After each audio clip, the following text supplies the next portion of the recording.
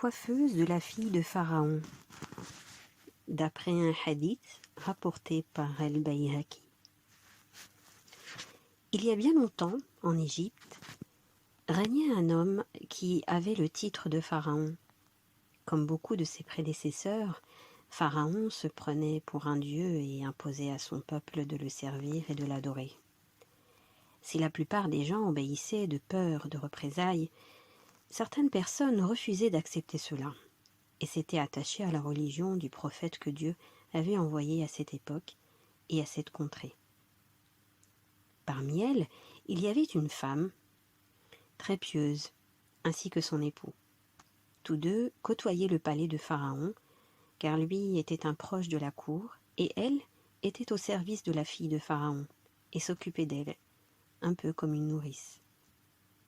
Malheureusement, les soupçons pesèrent sur l'époux de cette noble femme, et quand Pharaon apprit qu'il avait embrassé une autre religion que la sienne, et qu'il avait pris un autre dieu que lui, il décida de le tuer.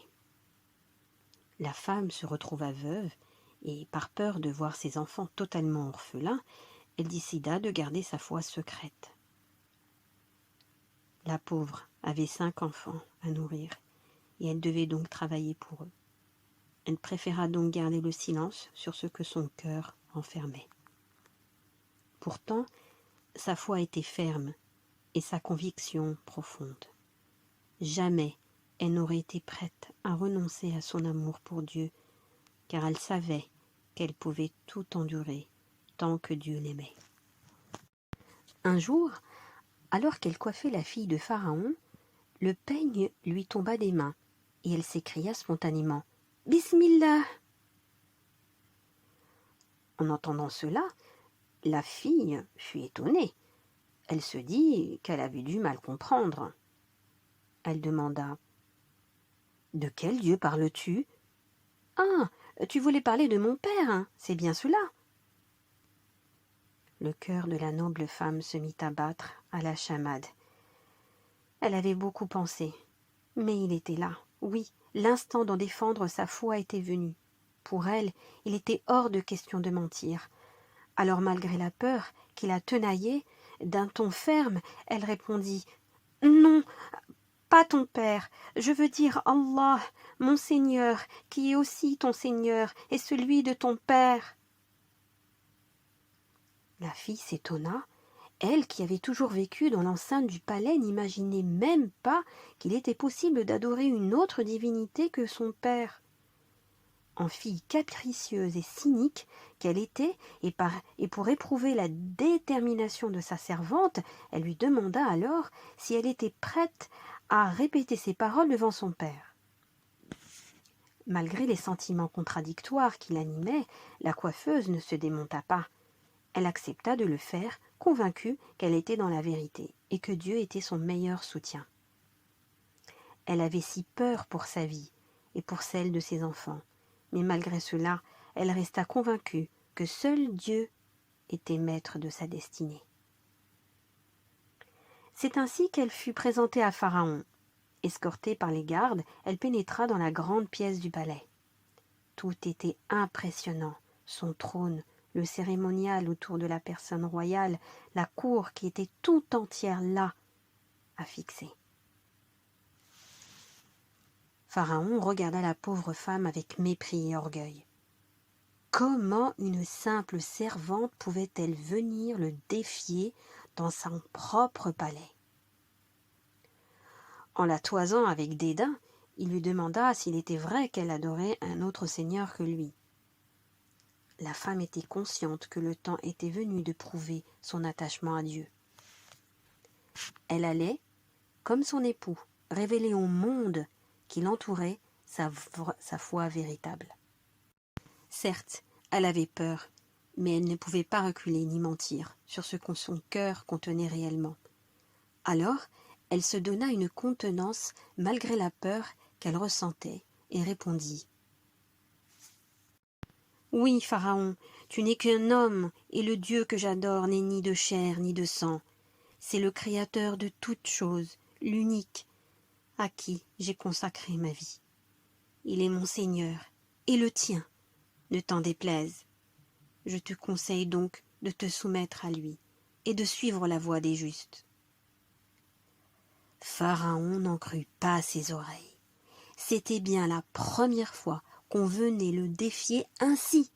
Fou de colère, il essaya cependant de se maîtriser et de faire preuve de grandeur en promettant à la coiffeuse de ne pas trop la faire souffrir si elle daignait revenir sur ses propos. Mais celle-ci resta ferme sur ses convictions. Pharaon était décontenancé. Il était hors de question qu'une femme puisse le défier ainsi et remettre en question l'ordre que lui et ses prédécesseurs avaient établi. Alors la colère finit par avoir raison de lui, et il se mit à hurler à ses soldats. « Emparez-vous de cette insensée et jetez-la dans mes geôles. Usez de tous les moyens pour la faire revenir sur ses propos. Espèce de stupide servante, tu reviendras à moi soumise, ou tu mourras. » Des jours durant, les hommes de Pharaon s'acharnèrent sur cette croyante et lui firent subir les pires tortures qui soient.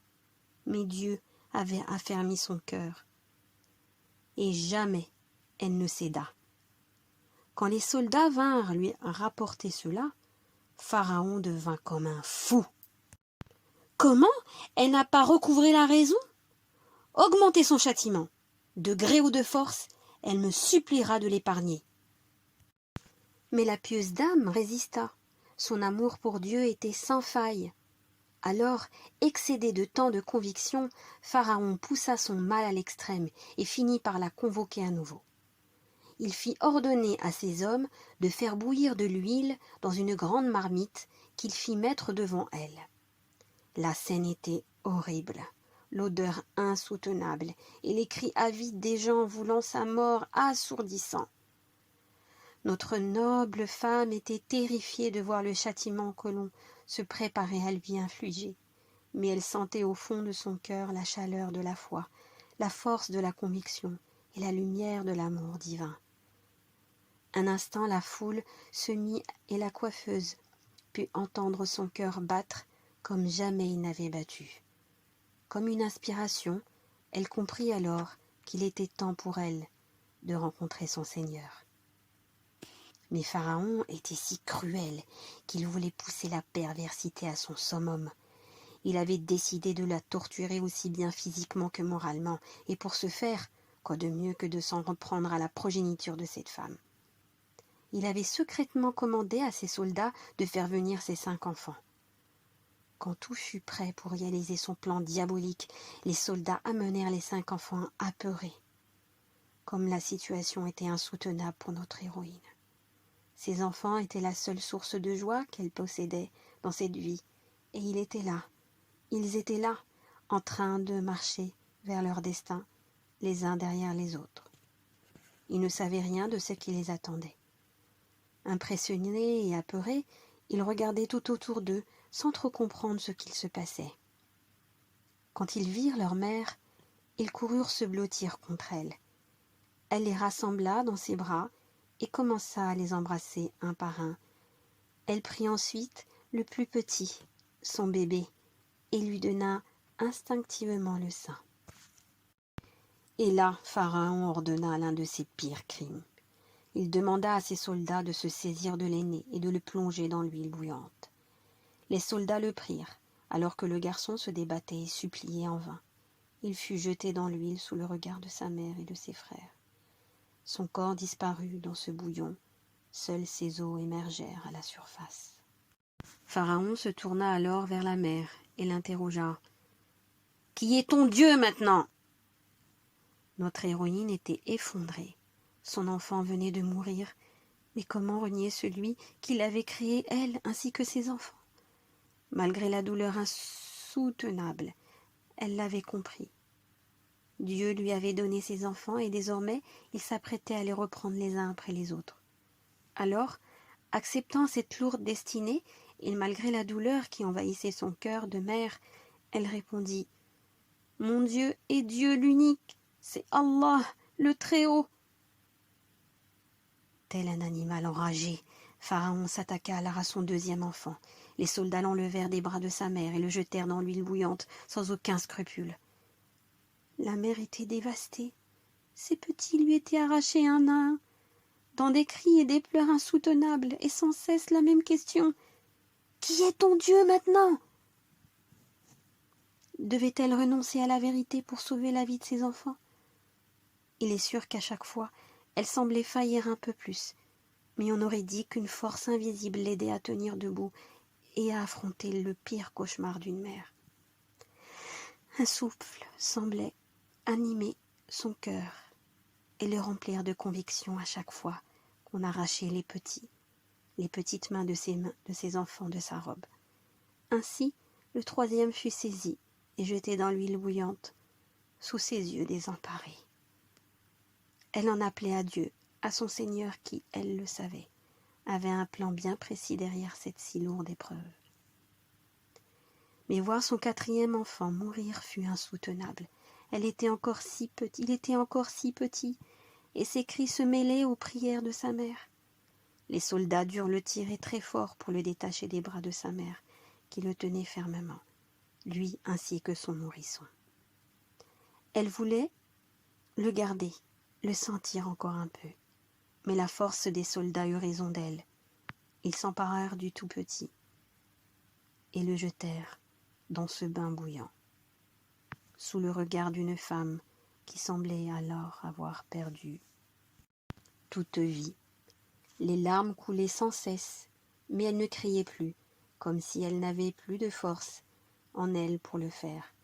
Seules ses lèvres remuaient, au rythme des prières qu'elle adressait à Dieu. Pendant un moment, elle s'était laissée emporter par ses souvenirs. Elle n'avait plus dans son esprit que l'image de ses enfants, les moments passés ensemble, les nuits passées à leur chevet, leurs jouets, leurs premiers mots, leurs si beaux sourires. Comment avait-on pu lui ôter tout cela? Elle était perdue dans ses pensées quand les soldats vinrent vers elle. Son esprit revint soudainement à la cruelle réalité. Ils avaient posé la main sur son bras pour s'emparer d'elle et de son bébé. C'était son tour. Elle allait rencontrer enfin son Seigneur, retrouver son époux et ses enfants, et elle en était heureuse. Elle regarda son bébé dans ses bras qui tétaient son sein, et là, elle ressentit une peur terrible pour cette petite chose sans défense. Qu'elle meure était une chose, mais pourquoi son bébé devait-il subir une telle souffrance? Elle eut un geste de recul, inspiré par son instinct maternel, mais là, l'incroyable se produisit. Son bébé lâcha le sein de sa mère pour plonger son regard dans le sien et dire « Mère, endure cette épreuve, car tu es dans la voie de la vérité. » Personne n'en crut ses oreilles. Un nourrisson âgé d'à peine quelques mois venait de parler. Pharaon, les soldats, les hommes de la cour étaient sous le choc. Alors que tous étaient apeurés par ce qui venait de se passer, la mère, elle, trouva alors une conviction nouvelle. Alors que le monde autour d'elle se demandait comment une telle chose était possible, elle comprit le message que Dieu venait de lui envoyer à travers ce miracle. Alors, elle se tournait vers Pharaon et lui dit avec un aplomb déconcertant « J'ai une dernière requête à faire. » Pharaon, lui, avait perdu toute assurance, mais il se donna une contenance et lui répondit « Quelle est-elle » ? « Je voudrais, dit-elle, que mes os et ceux de mes enfants soient rassemblés et enterrés ensemble. » Pharaon acquiesça d'un geste de la tête avec toute l'arrogance qu'on lui connaissait. La femme regarda alors à nouveau son bébé, elle l'embrassa sur le front une dernière fois, le serra un peu plus contre elle, puis, sans même que les soldats aient à agir, elle se jeta dans l'huile bouillante, rejoignant ses autres enfants au paradis. Cette histoire, c'est le prophète Mohammed sallallahu alayhi wa sallam lui-même qui l'a racontée. Il dit que lorsqu'il était monté aux cieux durant le voyage nocturne, il avait senti un parfum tel qu'il n'en avait jamais senti de semblable auparavant. Il demanda alors à l'ange Jibril « Quel est ce délicieux parfum ?» Et l'ange lui de répondre C'est l'odeur qui émane de la noble coiffeuse de la fille de Pharaon. Dieu avait récompensé cette grande croyante à la hauteur de son sacrifice, au point que le prophète lui-même fut enivré des émanations de son odeur et que sa force et sa foi sont encore évoquées bien des siècles plus tard.